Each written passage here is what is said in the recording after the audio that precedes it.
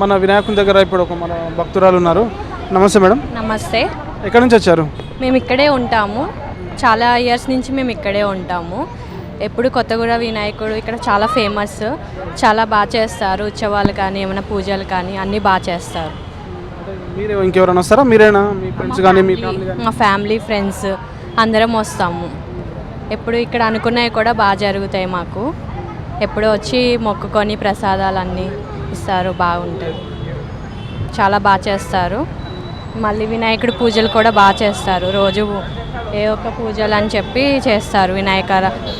అదే మామూలుగా పసుపు కుంకాలతో పూజ చేస్తారు కదా, వినాయకుడితో పెట్టి అవి చేస్తారు. బాగుంటుంది, చాలా బాగా చేస్తారు.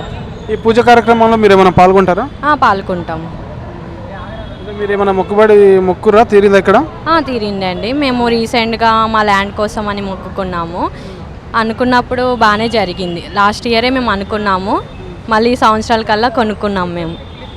మేము అనుకునే బాగానే. కొత్తగూడలో చాలామందికి ఇక్కడ మొక్కుకున్నాయన్నీ బాగానే జరిగినాయండి.